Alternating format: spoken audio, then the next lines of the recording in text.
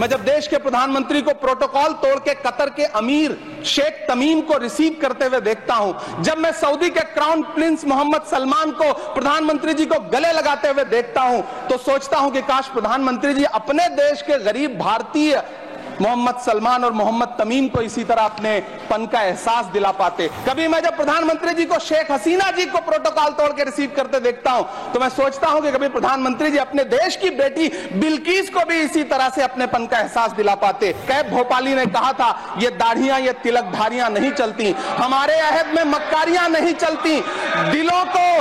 हम कबीले वालों के दिल जोड़िए मेरे सरदार, सरों को काट के सरदारियां नहीं चलती। Shri Imran Pratapgarhi demand to restart UPSC residential coaching centre at Haj House Mumbai. धन्यवाद सभापति महोदय। मैं आज इस सदन में खड़ा होकर हाशिए पर मौजूद देश के लाखों एससी एसटी और माइनॉरिटी के छात्रों की तरफ से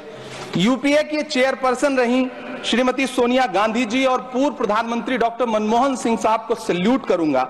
जिनकी कोशिशों से सच्चर कमेटी की सिफारिशों के बाद 2009 में कोचिंगों के अभाव में प्रतियोगी परीक्षाओं में हिस्सा न ले पाने वाले एससी एसटी और माइनॉरिटी के छात्रों के लिए रेजिडेंशियल कोचिंग एकेडमी शुरू की गई थी। डॉक्टर भीमराव अंबेडकर यूनिवर्सिटी, मानू हैदराबाद, एएमयू अलीगढ़, जामिया हमदर्द और जामिया मिल्लिया यूनिवर्सिटी में दूर दराज गांव से आने वाले बच्चों ने महंगी यूपीएससी कोचिंगों के बजाय भारत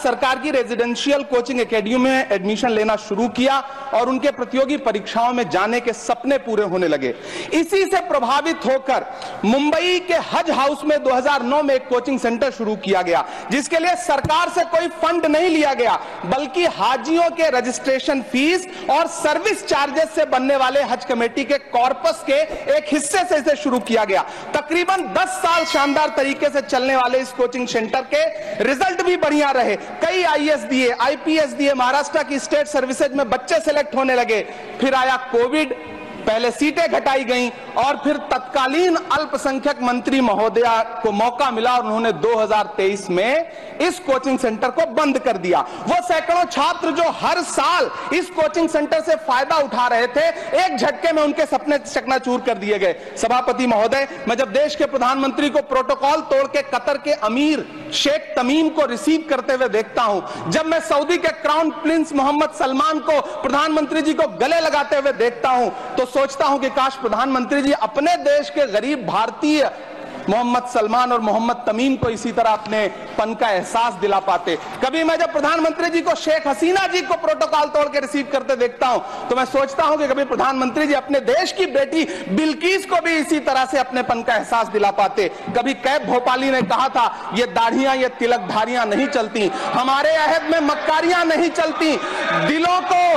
हम कबीले वालों के दिल जोड़िए मेरे सरदार, सरों को काट के सरदारियां नहीं चलती। सभापति महोदय, मेरा अल्पसंख्यक मंत्रालय से अनुरोध है कि हाजियों के पैसे से चलने वाले हज हाउस कोचिंग के कोचिंग सेंटर को फिर से शुरू किया जाए। न सिर्फ शुरू किया जाए बल्कि उसकी सीटें भी बढ़ाई जाएं। जब पैसा सरकार को नहीं देना है बल्कि हाजियों का जो कॉर्पस सैकड़ों करोड़ रुपए के रूप में इकट्ठा है, उससे इसको चलना है कोचिंग सेंटर को, तो फिर इस कोचिंग सेंटर को चलाने में और देश के बाकी हज हाउसेज में इसे शुरू करने से सरकार को परेशानी क्या है। मेरा अनुरोध है, यहां मंत्री महोदय बैठे हैं अल्पसंख्यक मंत्री, कि कृपया संज्ञान लें देश के लाखों छात्र